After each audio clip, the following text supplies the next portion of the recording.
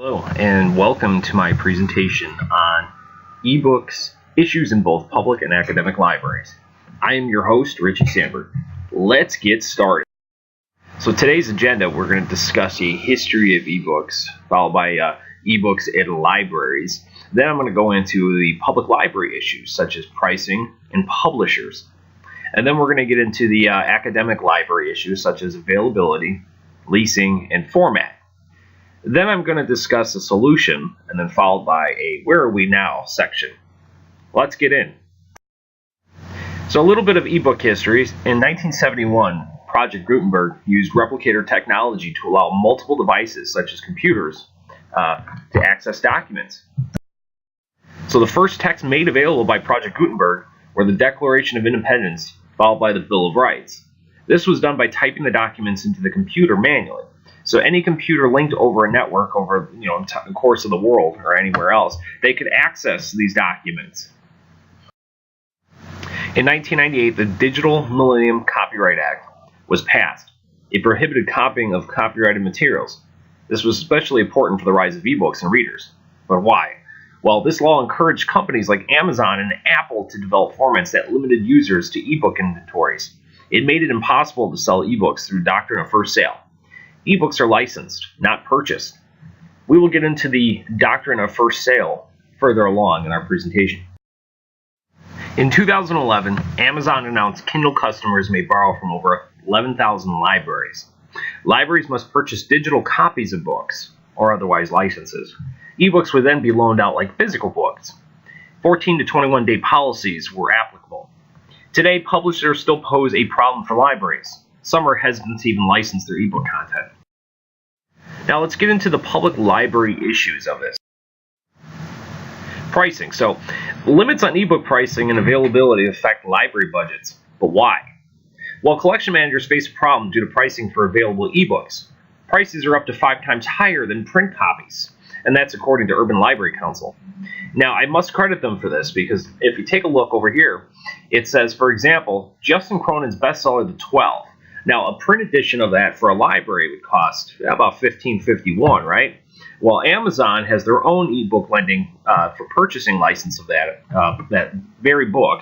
And if you take a look, ebook for Amazon is $9.99. However, the ebooks to the library, if they wanted to purchase a license of it, is $84, which is asinine. Libraries are locked out of purchasing half of the most popular ebooks in that sense.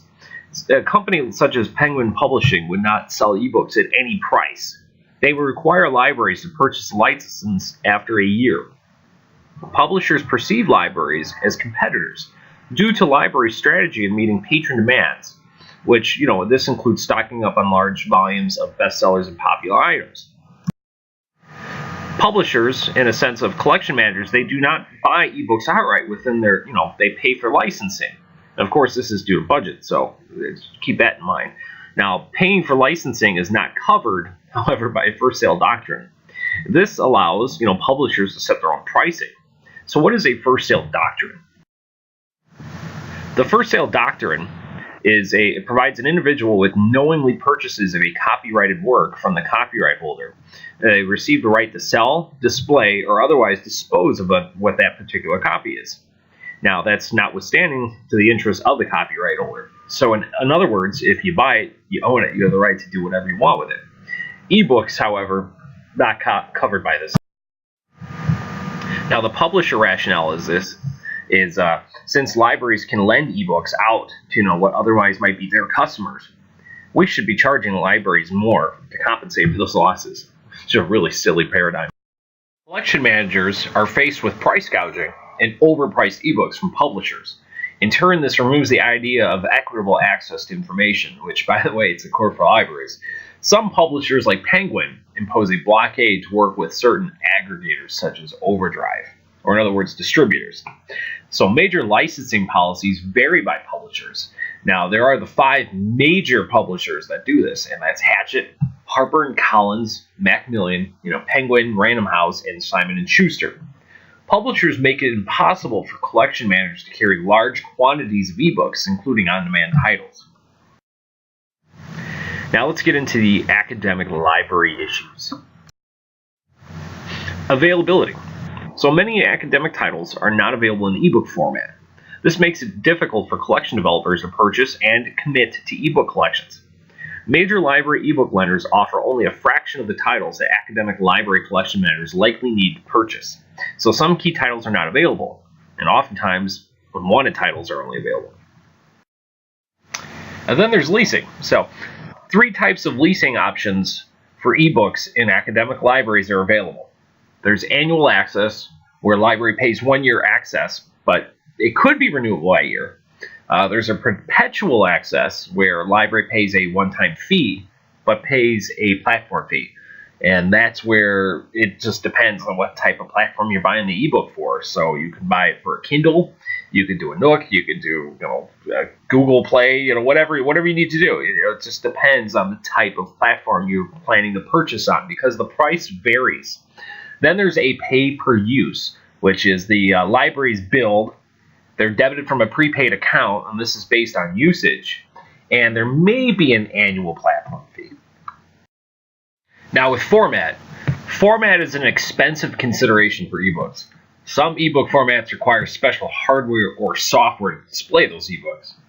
PDF ebooks are preferred by collection managers in academic libraries.